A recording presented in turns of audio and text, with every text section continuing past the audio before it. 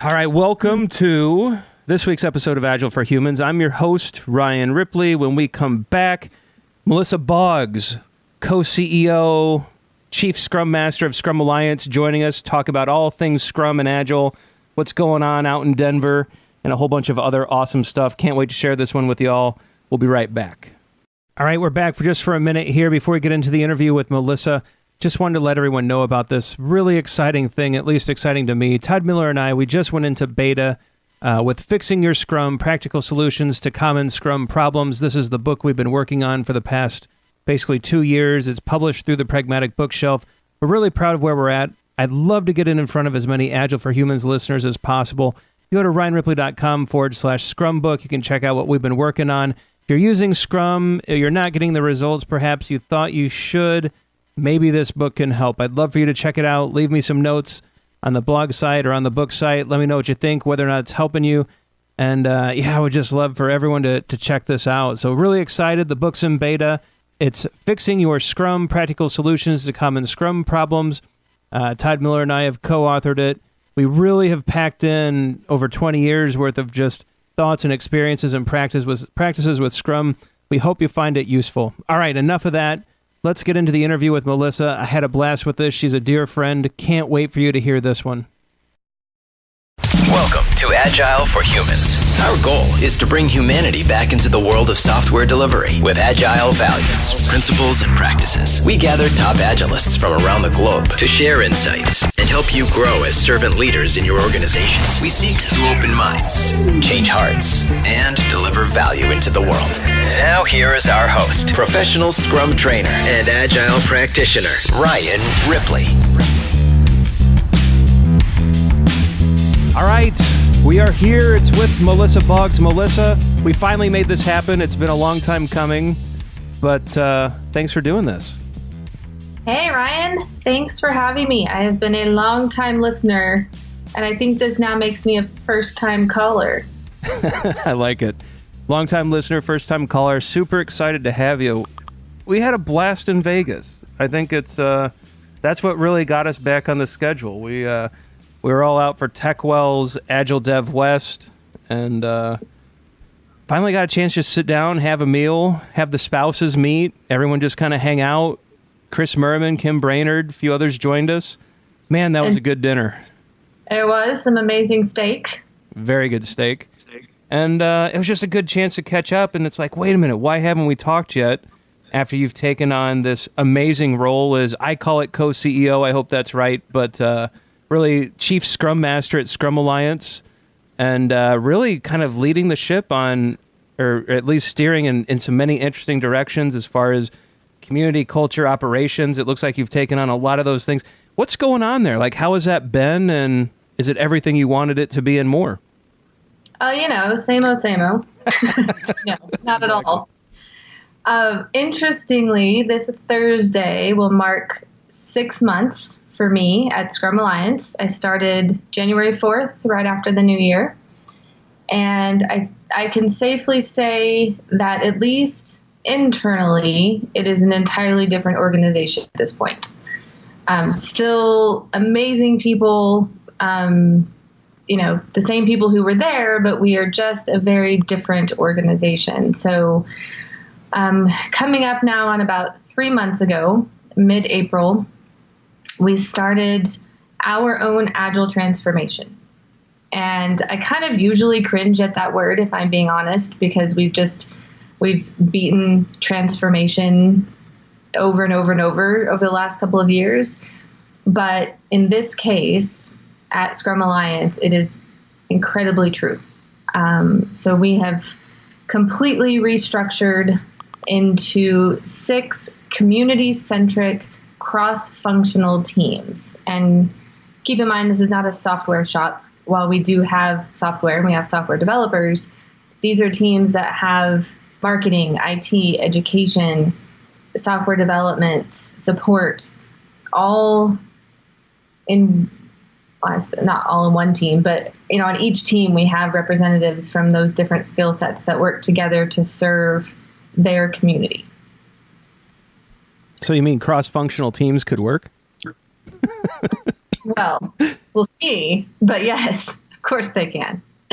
No, that's awesome to hear. And maybe we should step back real quick. Perhaps a lot of the listeners, they may not be aware. So, I mean, before taking this role, you were, and I'd assume you still are, a certified Scrum trainer through Scrum Alliance. So you were, like me and many others out there teaching, I mean, of course, different organizations, but teaching the 2-day training classes, Scrum Master, product owner, leadership, all of those things. And now bringing those skills internal to Scrum Alliance to what I've heard is great effect. I actually have to correct you, Ryan. Oh, please do. But it's kind of a fun correction to make. So I am actually not a CST. I am a CEC, which is a certified coach, also CTC, certified team coach. And so while I did teach many of those skills, I did it as a coach and kind of in the weeds day to day with my clients for the last probably 6 or 7 years at this point. And it's funny that I say it was a fun correction to make because we've been talking a lot at Scrum Alliance about the power of pairing training and coaching and how the path to sustainable agility is combining those two, right? Not just coming in and doing a class and then leaving, but coming in and doing a class and then either that same person or someone else that's kind of paired with them jumping in and being with those people through the hardest parts, and we're in that right now. We are absolutely in what I like to think and I hope is the hardest part, which is just learning how to be Scrum teams. And we actually have, in addition to me, we have 3 other certified enterprise coaches who have been jumping in and just helping us walk through the quicksand that is the early days of a transformation. But yes, I've been deeply involved in the Agile community for probably about 10 years now and was very active as a coach, both as an internal coach in some cases and also consulting. So, yeah.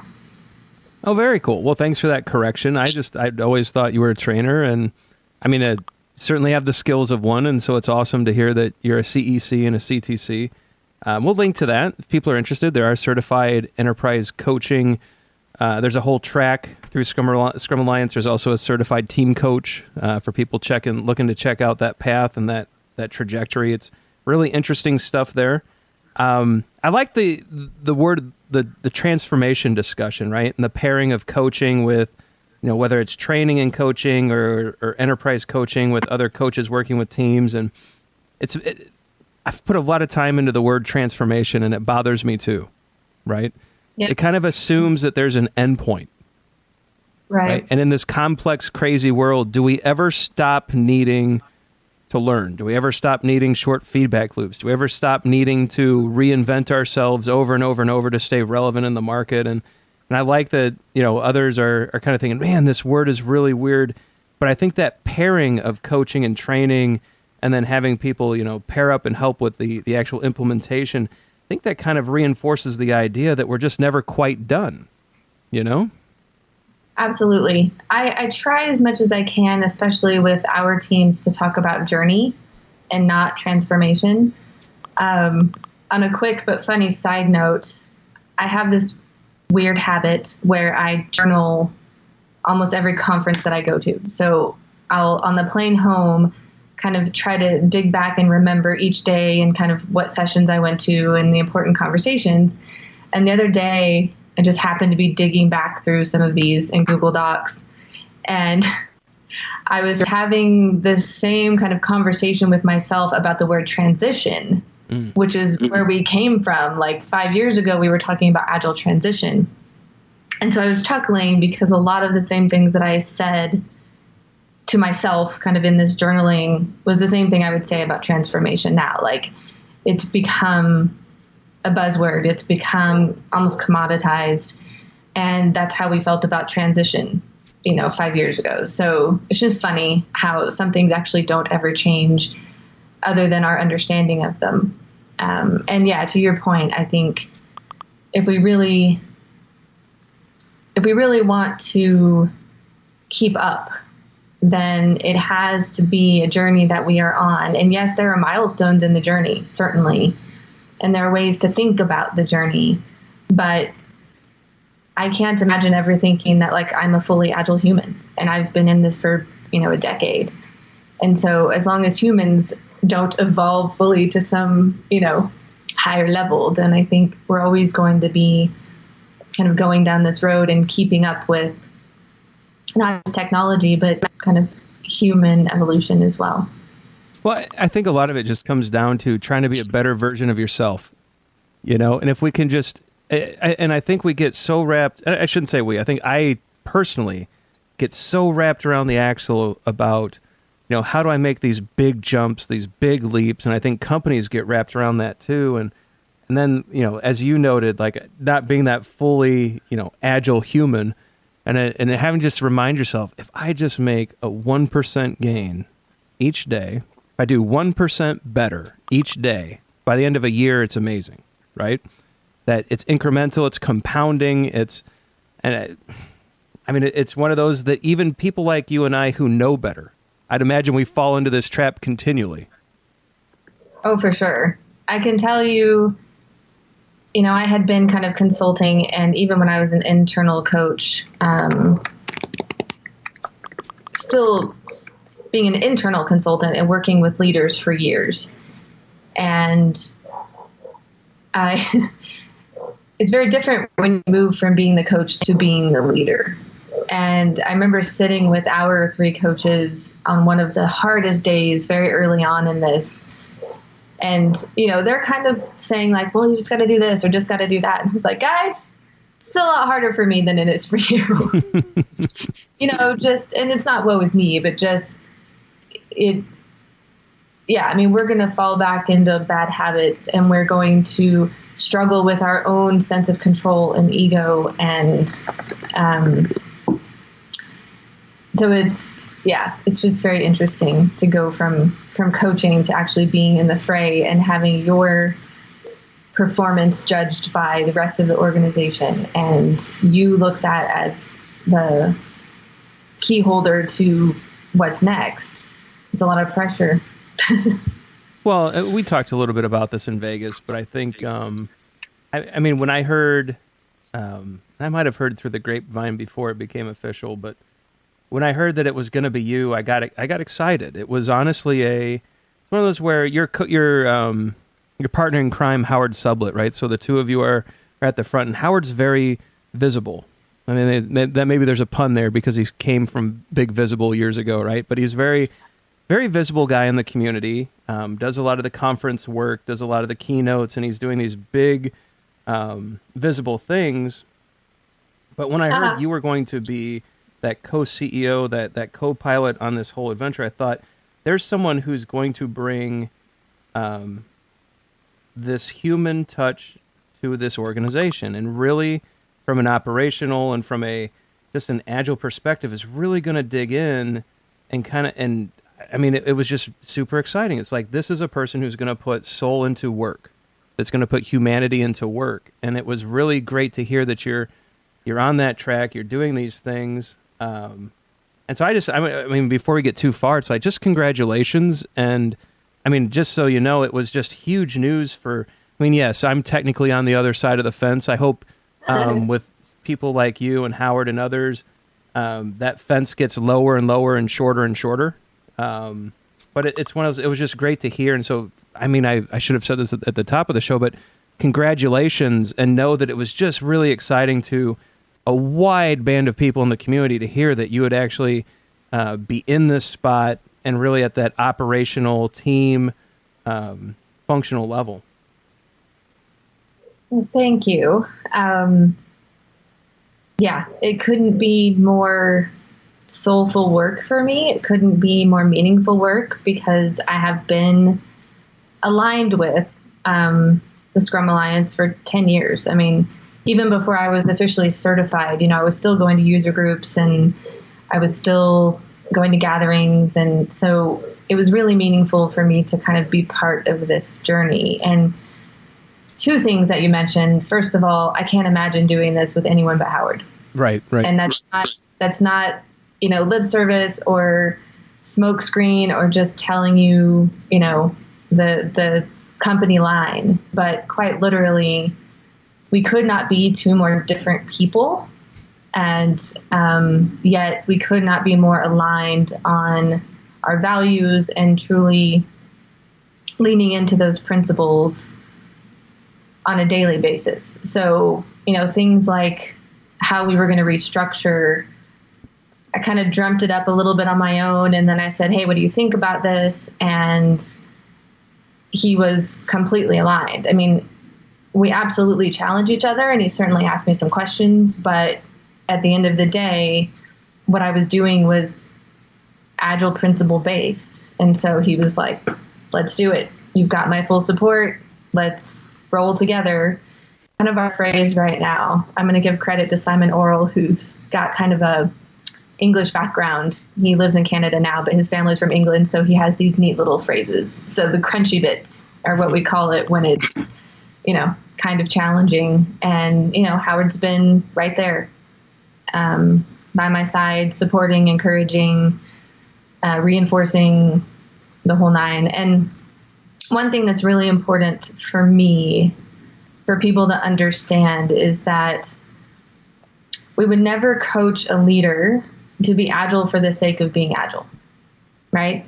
I can't tell you how many I sat down with and they were coming up with some sort of like transformation plan, and their goal was to be agile. And I would talk them through that. And I would say, that's not the point, right? The point is that you have business goals and you want to be the organization that can achieve those goals with the most human-centric and customer-centric perspective possible. And that same principle applies to us. I mean, we're not doing this, we're not changing our organization just to prove something, right? Just to check the boxes. But rather it's part of a much bigger plan around sustainable agility and how we can have a bigger impact on the world. And, Howard holds a lot of that vision. And so we're kind of like puzzle pieces where my vision for how our organization is going to work in time is interlocked with his vision about how this organization is going to impact the world. Yeah, and that's a really fascinating setup. I mean, that's as that unfolds, and the two of you are doing that very transparently. You both do these regular Facebook Live, these video shows. You recently released a blog post about the kind of the reorganization that you've been working. No, I shouldn't say reorg has a bad connotation. I think you've been doing more of the almost like teamification is kind of how it read, just like putting people in new places and creating cross-functional teams and realigning to, all good product owner stuff, right? It's here's our vision, here's our mission. Now go forth and do awesome things within the boundaries we set. And it was a really good read. I'll link to all those things in the show notes. The transparency has been really fascinating to watch. It was that more of a, and it doesn't even feel, sometimes when companies or groups go down that path, it's like, all right, this is kind of like marketing transparency. You know what I mean? It's, all right, we're going to market it. But it just seems like you two are genuinely excited about the work you're doing. You're genuinely excited about the mission and the way things are going. And those videos have been awesome. Do I have this right? Is it just, we're just going to talk about this thing and get this out there and get some feedback? Or am I missing the mark? Oh, no, that's spot on. It was actually one of the very first things that Howard and I agreed on when I started was that we wanted radical transparency. And we're kind of borrowing that phrase from a couple other places, but we know that there's a bit of a road to get there, right? With the blogs, I had naively at the beginning said, oh yeah, we're going to do either a blog or a Facebook Live or something every week. And we were pretty consistent the first few weeks, and then we hit the actual toppling of the dominoes. And then, at least for me, it's been dead silent for probably 8 weeks now. And I kind of acknowledge that in my blog. And there's a couple pieces of that. I can be transparent about myself all day long, right? And I'm a pretty open book. But I do have to consider the people who are in the middle of all of this, who, while we were getting signals that this is what they wanted, they didn't necessarily ask for this exactly. Yeah. And so, there's a lot of change, there's a lot of fear, all of the things that any organization goes through at the beginning. Our folks are going through that at some level, and of course it varies from person to person. And so just an interesting thing to confess, and I'll probably write about this a little bit later, is I found myself in the early weeks not wanting to talk about it. And it wasn't because I wasn't proud, because I was super proud of them and proud of us for our courage. But I didn't want to put the 45 other people in our organization in a position where they had to talk about it before they were ready. Mm-hmm. And so that was something I didn't count on before we, quote unquote, toppled the dominoes. I was like, we're going to talk about it every week and it's going to be so exciting and people are going to be cheering for us. And I came to a place where I was like, I have to be really careful and protect these people. And frankly, that's when I felt like the most Scrum Master. Was that like I needed to protect them in this kind of infancy time. And now we're coming to a place like when we went to the Austin Scrum Gathering, we were able to talk about it with the trainers and coaches, and we talked about it a little bit on the stage. And then that's when it felt like, okay, the door is starting to open and the staff feel comfortable, speaking to what it's been like. And, we've told them, and I think I'll continue to tell them, it's okay if you tell people it's not perfect and it's a struggle, because I think it's neat that we can be okay to be vulnerable about that too, so that other organizations know, like, hey, it's not easy, but it's worth it. No, it's been a lot of fun to watch unfold too, and it's even just that sense of vulnerability, that consideration of the team. It sounds like a great Scrum Master moment, but even from a wider perspective, and I see this a lot. I have a ton of respect for people that are in positions like yours. Whether it's on the Scrum.org side with like Dave West and Eric Nyberg and all of their great staff, or whether it's you and Howard and or Ken Schwaber at the top, or you guys are all making decisions. And this is the part that I think a lot of people miss, even like trainers, that every decision you're all making, you're trying to improve the lives of we're not only trying to impact the world in a better way, we're not only trying to serve our clients and customers in a better way, but the trainers themselves they've staked their livelihood, their family's well-being, all of these things on the decisions made at your level. And so when you make a decision that could unilaterally change the way that trainers work or business models or their ability to find productive work, just the thought that has to go into that, the caring of others, it's really just a massive undertaking that, like I said, I have a massive amount of respect for people who, quick decisions are easy, but if we don't think through them, and if we don't, really listen to others and find out what the pulse is of an organization, of a market, of a product, man, it can really have such a negative impact on others. So you just tossed me like the best softball ever, because I haven't really talked yet about what our teams are focusing on. And so there are 6 teams, and each of them is focused on a specific, for lack of a better word, I'll call it a community segment, which is something we have never done before. And so to describe, one of our teams is called the foundational team, quote unquote, and they're focused on people who have never heard of Scrum and never heard of Scrum Alliance, all the way through what I would say was maybe the 1 or 2 year mark. And that would include our certified Scrum Master, certified Scrum product owner, but that is not all. They are focused on what do people need, certification plus, when they've never heard of it. So how do we kind of get them, to understand it? But then also, what do you need when you're brand new? When you don't know where to get plugged in, you don't know where to learn more, all of that. The second team is our practitioner team, and you can think about this as being kind of the 2 to 5 year mark. And these are the folks that may have advanced CSM, advanced CSPO, or the CSP, but that's not all that we're focused on. What else do they need? What do you need when you've kind of gone down the road a bit and maybe you're getting a little bit lonely or maybe you're getting a little bit burned out? This team works with our user groups because those tend to be practitioners, or at least the leaders of them tend to be. Sure. And then the next team is our guides team, and this is the trainers and coaches.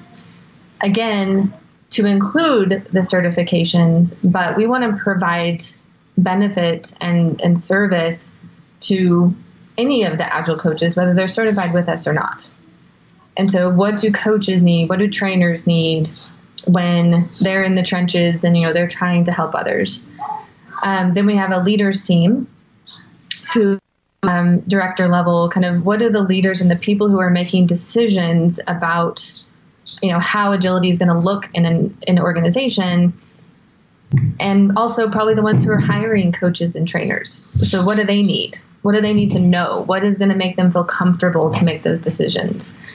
Then the gatherings team, which is fairly obvious, they are focused on the attendee of not just a global gathering, but our regional gatherings, some of the big conferences that we may sponsor, like a pretty, hefty sponsorship. And so therefore we're kind of part of that conference. And then our team member team, which is the team I am actually a part of. And this team is focused on the 45 to 50 people who work for us. And, as that person, what do I need?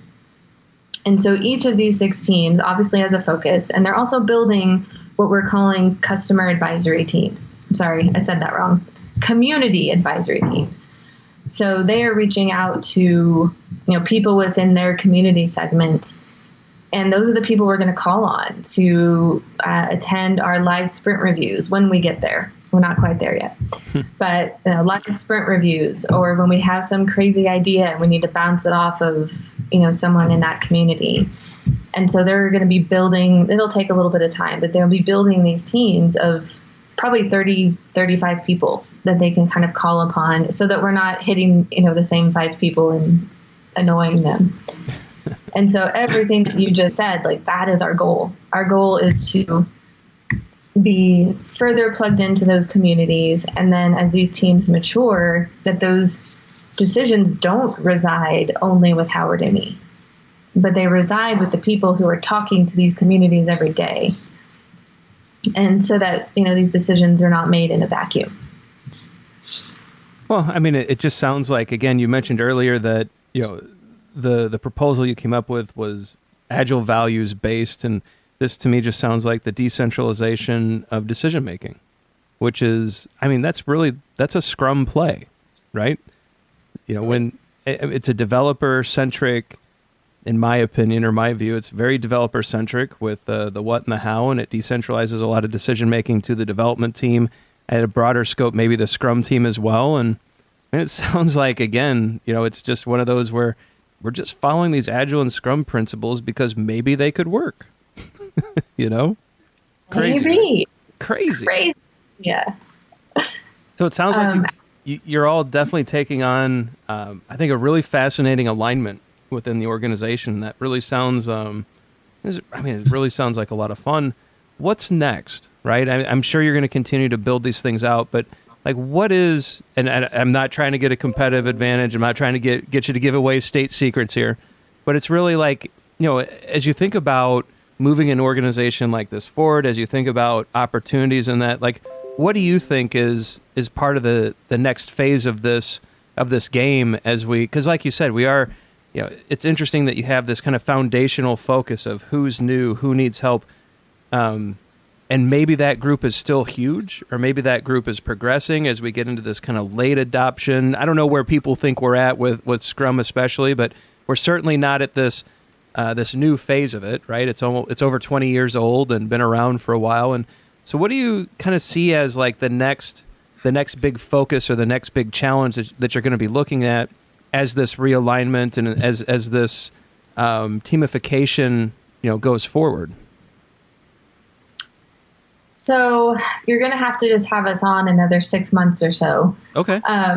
But I'll say I'm really excited to see how some of these groups are going to expand and how the services that we can provide to them are going to expand when you have a team of people that is consistently focused on them, right? When I first joined the organization, there was a lot of cross dependency. Things took a lot of time. Like if you wanted to get something through, everyone knows this. First, it has to go to education and then marketing and then IT. And like eventually, months down the road, you get it out the door. And so then you had to make some really hard prioritization decisions about, well, do we focus on, the advanced CSPO, or do we focus on making this better for the trainers? And sometimes, like in those early weeks, I would sit there with Howard and be like, this is a ridiculous decision to have to make. But we had to make it because we had so much cross-dependency. And so I'm looking forward to a time when these teams can just really grow in their kind of knowledge and their interaction and involvement with their communities.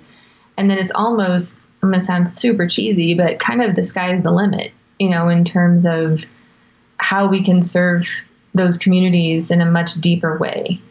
Now, in terms of overall vision, it's kind of Howard's area, but I can speak a little bit to, again, for us, it's about sustainable agility, because we hear so often about leaders, I wrote about this in my blog a little bit, who are frustrated because I spent all of this money on bringing in these trainers and coaches, and 6 or 9 months down the road, it's all fallen apart. Or maybe that leader didn't commit. So like we didn't get everything we expected out of it. And so just trying to really work at kind of all levels and all areas of the community to help us all better understand what sustainable agility looks like and how you compare training and coaching and kind of skilling up of, the internal Scrum Masters and product owners to have one kind of cohesive sustainability, if that makes sense. So I know that's one of Howard's passions right now, is helping people to move that forward and understand it better, so we don't have so many failed transformations. I'm using air quotes right now. Right. For us internally, I can tell you, this is even what's next in the short term, but I'm really excited that next week we are going to do our first hiring events. And so we need another product owner and a couple more Scrum Masters. And we're kind of taking taking a cue from Menlo Innovations. And I'm going to plug them real quick. But if you haven't read the book Joy Inc. by Richard Sheridan, and you are an Agilist, you should read it and it will change your life. So what they do is they bring in all of the candidates, the top candidates at the same time, and they do some activities with them, with the team that's hiring, which is what we're going to do next week, rather than, sitting across from someone in some panel interview. Yeah. When I brought our team together last week, the folks that were going to participate, I asked them, how many times have you been in a class, and especially a Scrum class? And within the first 20 minutes of some group activity, it was clear to you which one of the people at the table got it and were kind of the leaders of the table. And of course, everyone raised their hand, literally everyone. And I said, how many times have you been in an interview, and an hour into it, you still don't know if the person across the table actually knows what they're talking about, or if they're just reading back, kind of parroting back what they think you want to hear. And so we're trying to circumvent that, again, kind of in the steps of Menlo by, doing some activities and just trying to kind of incorporate play into interviewing. Now, I don't mean that in a frivolous kind of way, but learn a lot by, working through some sort of fictional activity, because it takes off the pressure. There's some levity to it when you can kind of talk about some, planning a party or something, something fictional. So those types of things, that's what's next week. But that is the type of thing that I want to do at Scrum Alliance that sets us apart from kind of your traditional normal. We're going to own our weird and, start looking at things differently and challenging doing things because that's the way they've always been done. Well, and I think steps like that can change a culture, right? And I'm not saying there's a bad culture already. I'm saying it's already a good culture, and it's one that can that's how you turn culture up to 11, right? You find those incremental improvements, and it's like, how would I want to be hired? And I don't think, if you were to ask the question, who's been through the normal, answer the same 10 questions from 4 or 5 different people who were sent in to interview you, and how many of you actually enjoyed that? And I doubt a single hand goes up, right? But everyone's been through it. I think the interviews you hear about are the ones where, wow, they had me come in and do this really cool. Like when I was in a hiring position, I would actually have Scrum Masters come in and do a daily Scrum for a team that they could potentially be working with. And my favorite was to have them facilitate a retrospective. And if they start with the plus minus delta, or what went well, what didn't, what could be better, I'd say, that's awesome, but do you know another? And if you don't, then I'm going to pair with them and see, now are they coachable? Because you don't have to know everything if you're coachable, right? And it's just really, and people walked away, even when they didn't get the job, they enjoyed the process. And I think that's truly a sign of, plus we also gave them a growth path.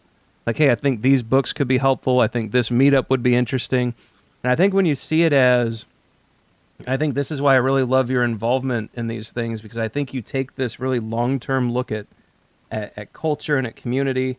And I mean, what if that person comes back 2 years later, 1,000% better, and still remembers how they were treated as if you still cared about their future, and they all they wanted to do was come back and work for you.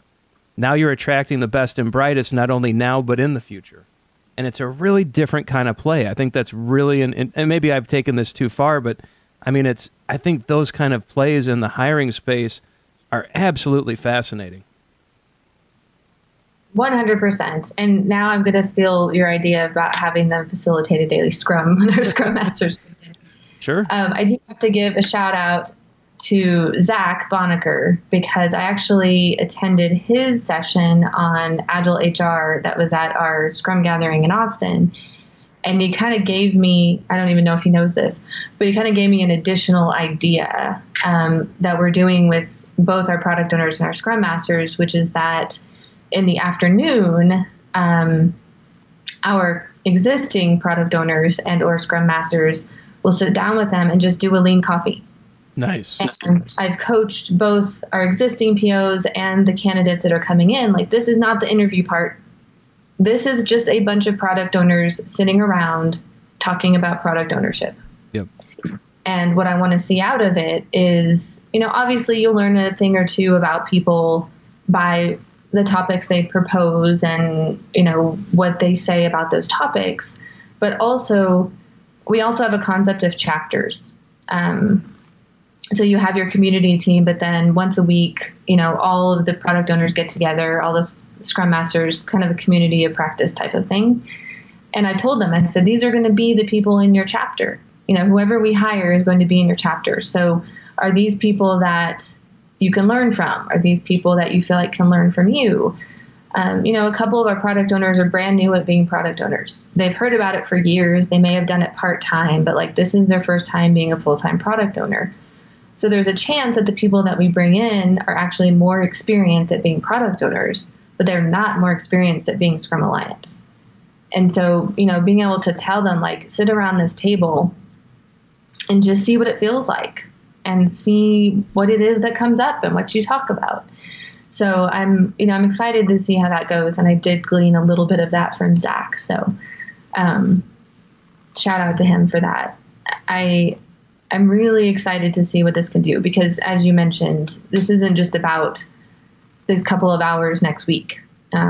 This is about the people that we don't hire having a great experience. Another thing Zach said that has stuck with me so much was, what if your recruiting process was your greatest I just messed it up. What if your hiring process was your greatest recruiting tool? I want people to leave, and even if they don't get the job, to go back and tell other people about it because it was such a human experience. So yeah, I'm really excited for that. And that's just one example of, the different things that we want to do that are just very human based and bring out the best in people, not the worst, not making them feel less than or like they are kind of under some sort of rule or pressure, that they can be the best they can be, whether they work for us or a candidate or a vendor or the competition. That's what we want. Oh, the competition. No, I think it's really cool stuff. Zach is an alumni of Agile for Humans. The listeners all know and love Zach. And of course, if you see Zach at a conference or just out eating tacos, which he's often likely to do, be sure to give him a hug. Last time he was on, he made it clear he loves it when listeners give him a hug and say hello. But yeah, Zach, he's really been knocking out this HR hiring kind of space, and it's cool. Any idea you can steal from Zach, I mean, that's a good lift, And but I'd imagine you're gonna put your own special twist on this, and it will end up being just a good experience for the candidate. Let's face it. Let's pretend like you and I could sit down and write the 10 best questions ever to ask a candidate. The second we go through this once or twice with a few people, they're going to end up on Glassdoor, and people are going to show up prepped anyways, right? And so those questions are good for about a minute, but then we still have to figure out, can these people actually do real things? And often, sometimes you just don't know until you try. So I really, really like that a lot. Well, and, you can probably tell, but for me right now, culture is king. And one of the things that Richard Sheridan talks about in his book is the reason they do this is they're looking for kindergarten skills. And so I asked my folks, I said, what does that mean to you? What does kindergarten skills mean to you? And, things like sharing and caring and kind of patience and curiosity. That one came up a lot, curiosity. And so those are the types of people. I mean, yes, skills are incredibly important, but especially for where we are in our journey, the most important thing to me is that you can take those skills and be a good human being and have those kindergarten skills. Well, we talked about this, I think, quite a bit at dinner in Vegas, where, if you take a group of kindergartners and you just watch them, I've actually learned so much watching my kids at a playground or watching my kids go through kindergarten, because that sounded weird. My kids are at the playground too. I'm not just sitting around watching kids at a playground, right? My kids are there playing too. And it's one of those where if you watch closely enough, you'll see that they self-organize so naturally.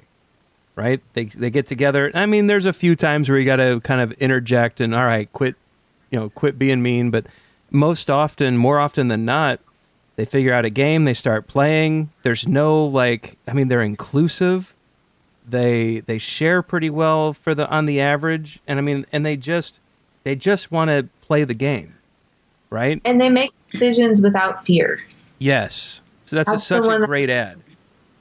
Yeah, they make decisions without looking around and going oh, who do I need to make sure this is okay with? Yeah. And that one's the one that, I own that myself. I look around and go, who do I need to okay this with? Oh, I'm the co-CEO. But we are kind of conditioned through, school and college that there's, I don't know, you need to make sure it's okay with everyone or with a specific someone. And the kids are just now let's just try it. If it doesn't work, we'll do something else. How agile is that? Yeah, I think it's a fun thing to watch. And if you can bring that sense of, it's like a curiosity. It's a sense of, they're just, something snaps in us at a certain age, I guess, but they're still curious. They're still just seeking to have fun and do cool things. And maybe they don't have a mortgage. Maybe that changes the mindset a little bit. But Yeah, I don't know. It's just fun to watch and I like that fearless decision making. I'm going to steal that one from you. Just that whole idea of, yeah, we're going to do this. If it doesn't work out, we'll try something different. I mean, we tell our clients this all the time, right? We're going to do a small experiment. We're going to get something in front of customers. If they don't like it, we'll get good feedback. We'll shift. But how many times in our own lives is it like, I don't know if I really want to make this decision without the certainty that comes, that illusion of certainty that comes from getting the approval of 10 other people. And it's that fully agile human being. I like the way that you put that, because it's just so impossibly hard, if not just impossible, to get there. And all we can strive to do is just a little bit better. This is true confessions again for Melissa, but my husband would laugh to hear me say like decision without fear, because, I've gotten fairly good at doing that professionally because I'm an agilist. I'm not just, kind of the self-confidence and the confidence it takes to make some of those decisions without fear is actually something I have grown into because of my work in the agile space. Yeah. My personality type, which is actually INFJ, historically is like very hard on themselves. And I have had to learn not to do that to myself in order to survive in doing this work. But personally, I still struggle with things like buying a new car, or when we were buying our house here in Denver. And I'm the guy or the gal who will write like pages of pros and cons. And so my husband finds it so fascinating and humorous that I am kind of the exact opposite of that professionally, because I've had to be. And obviously I've coached other people through that too. And so it's just kind of funny. Like, I'm obviously not that fully agile human being yet, because it hasn't quite crept into my personal life. And gosh, my husband is looking forward to that day, because he has to watch a lot of this like debate and going back and forth. Maybe this way. So it's just funny. Oh, I think the two of you are wonderfully perfect together. It was a lot of fun having, you guys meet Kristen. It was fun meeting Wendell, and yeah, you can definitely tell great matches all around. So I'm sure he would laugh, but in a supportive way. Yes, indeed.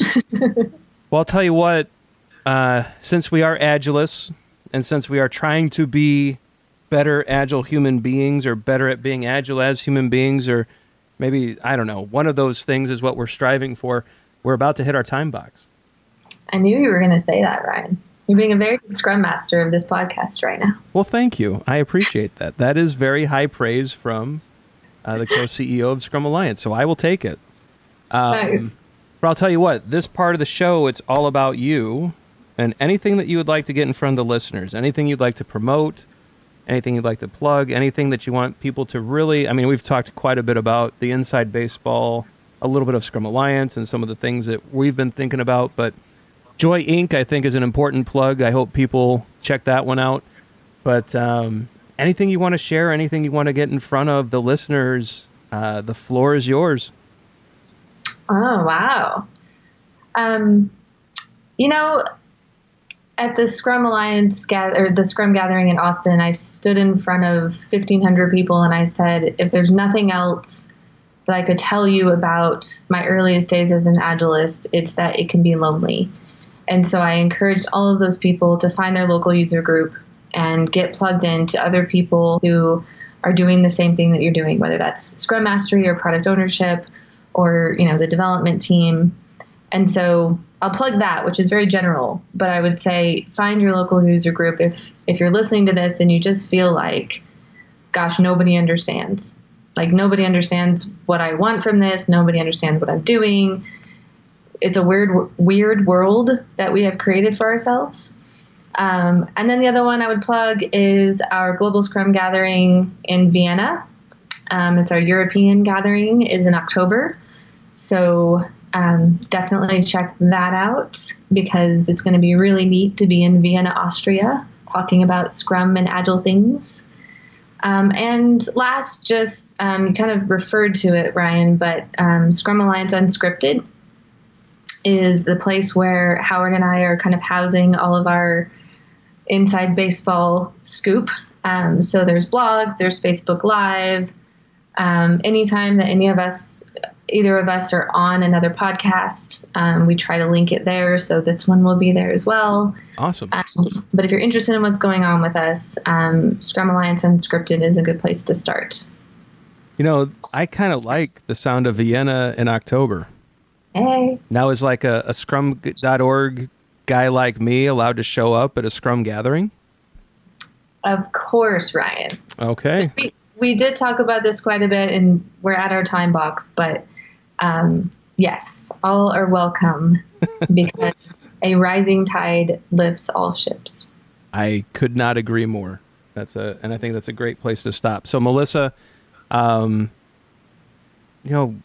just keep being awesome. Keep doing the awesome things you're doing at Scrum Alliance, and thanks for sharing these things, and thanks for your friendship, and just awesome to get to catch up yet again. I hope we get more opportunities, maybe in Vienna. Maybe I'll bring Kristen and we'll hang out in Austria together. That would be fun. But I hope we get more of these opportunities, and you're always welcome back on the show to tell us about awesome and exciting things going on, not just with Scrum Alliance, but with you. Maybe next time we'll talk about your speaking engagements. And I really wanted to get to how being busy is not a status symbol. Maybe we'll get to that next time. Exhaustion is not a status symbol. Yep. Shout out Brene Brown on that one. There you go. Yes, I would love that. So, and thank you, Ryan. I'm sorry, go ahead. I'll just say thank you. We talked about this in Vegas, but I'm just so appreciative of your perspective. And, we joke about competition, but I think we both believe that a rising tide does lift all ships. And so your friendship means a lot to me. Likewise. And I couldn't agree more. And I can't wait to see what the future brings and whether or not there's even opportunities to figure out fun ways to play together, but in meaningful, not trivial ways, as you noted. So I'll tell you what, we're going to wrap it up here. Agile for Humans listeners, be sure to check out what Melissa's up to with Scrum Alliance. We'll get a lot of the links to books and podcasts and all those notes that she left into the show notes. So if you want to follow up with her and check those things out. Melissa, is it okay if they tweet you? Of course. Is it at Melissa Boggs, I think? It's not. And no. It's actually at Hummingbird Agility. So it's at HMNGBIRD Agility. Very good. So we'll make sure that's linked. And please do check out what she's been up to. The blogs, the videos, all that stuff has been fun to watch and read and check out. As for me, your host, Ryan Ripley, check out the show notes if you want to see where I'll be at next or an opportunity to catch me at a conference. The last time I was out and about in the world, actually Vegas, I think was the last conference I was at. Is that true? I think it is. That and Agile and Beyond and Agile Indy. A lot of listeners came up and said hello. I really appreciated it. It's awesome to come up and say hi. Don't forget to give Zach Bonacker his hugs when you see him at events. He loves that as well. But yeah, let's leave it there. I'm not going to do any more shameless plugs. We're just going to leave it here. Melissa, thank you so much. It was great catching up. To the listeners out there, the numbers, the downloads, they keep going up. We're passing some major milestones soon. Thank you. That means you're sharing the show. That's an awesome, awesome way to show that you love it. But otherwise, let's end it here. We'll be back next week with more awesomeness from Agile for Humans.